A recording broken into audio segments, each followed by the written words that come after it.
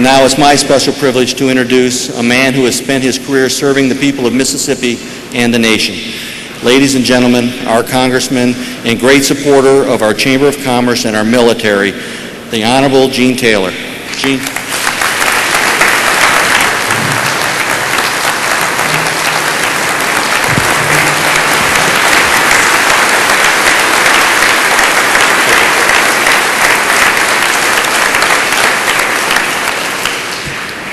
Well, let me start by saying y'all are a bunch of great sports. You could have had the Chief of Naval Operations. You could have had the governor. You could have had Senator Cochran, who is the most powerful man in Washington. Instead, you get the guy who won the WLOX-sponsored Name That Slab contest. And the only reason I won, because when I saw the beer cans, the Mardi Gras beads, and the khaki pants, I realized it was my slab that was on WLOX that night. But it really is my great privilege to be with all of y'all. We, all of us tonight are here to say thanks to the true heroes of the Mississippi Gulf Coast. Starting with our World War II veterans, thank you for everything that you've done, and thank you for being here tonight. Our Korean War veterans.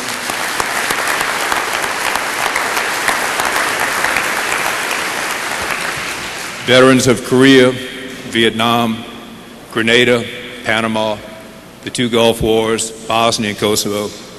We really are privileged in South Mississippi. I know I am personally privileged to know guys who've survived the Bataan Death March, like J.C. Baxter.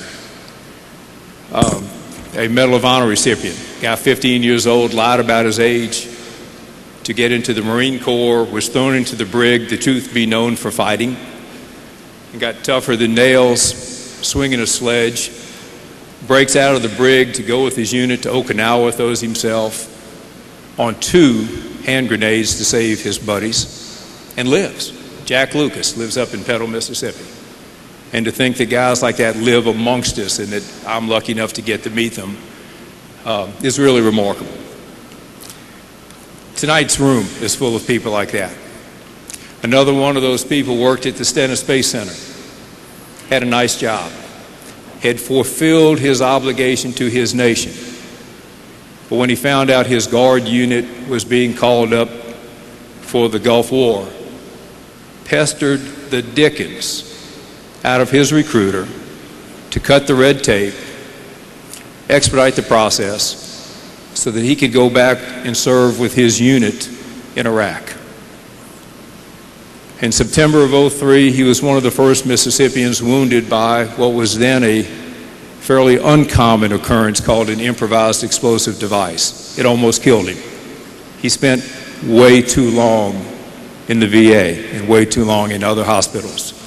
But by the grace of God and the skill of the Veterans Administration, he's here tonight. I'd like to recognize Carl Sampson from Picayune, Mississippi. Please say it.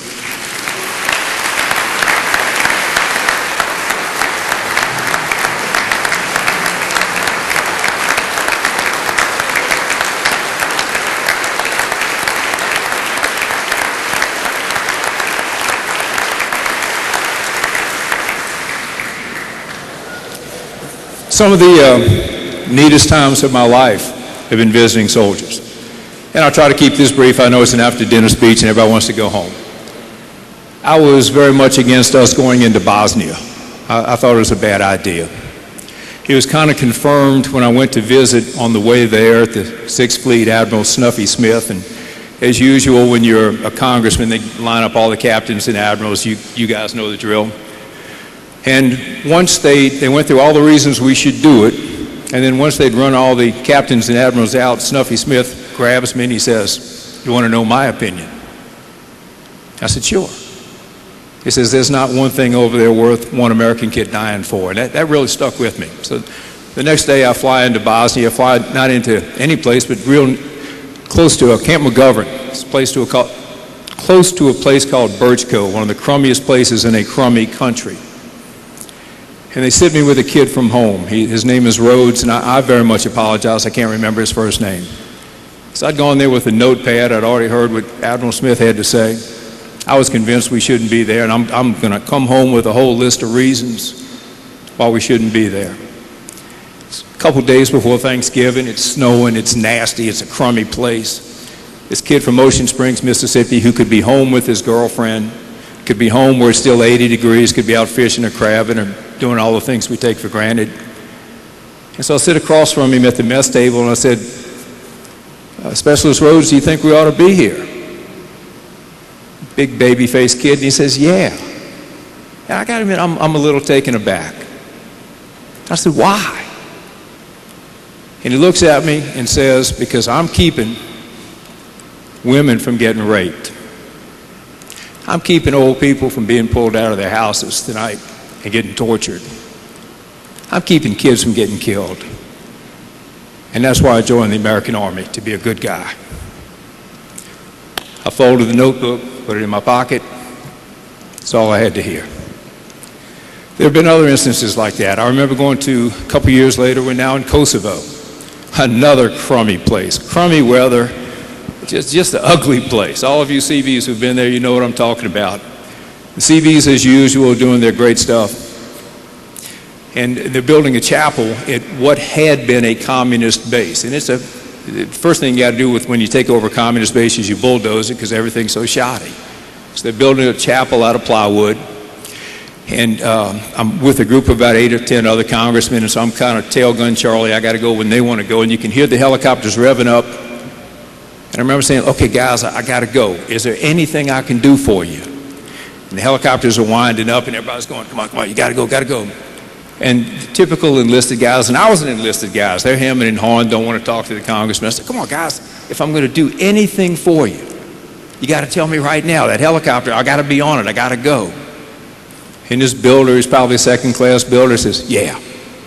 It's like 4 days before Christmas. I'm fully expecting him to say, can I get on the helicopter with you and go home and see my wife?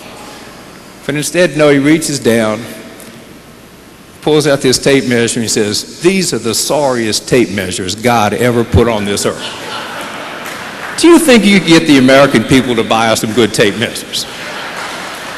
I said, I can assure you the American people are going to buy you some great tape measures, and we did. But the last and probably best ever, and as you know, I don't think FEMA did a very good job.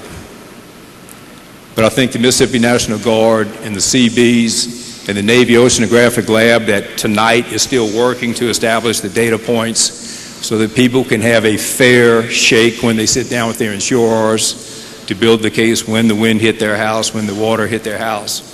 The National Guard that showed up had left every stick of equipment in Iraq. The day they rolled down here, the 890th, Carl Sampson's old unit, the day they rolled down here, they had only 2/3 of their original equipment. And in days, not weeks, in days, had cleared Bay St. Louis, Waveland, probably well over 120 miles of streets of every bit of debris so that they could get the first responders in there to see who was still living and who needed to be rescued. One of those Mississippi National Guardsmen had been hurt in Iraq. And as I'm down here riding around with Sergeant John Craig and others passing out MREs, what I don't realize is that this kid who'd been wounded in Iraq realized something bad had happened at home. So he volunteers from Walter Reed to go over to my congressional office and answer the phone because he figures a lot of people are going to be calling with problems. Someone calls with a problem.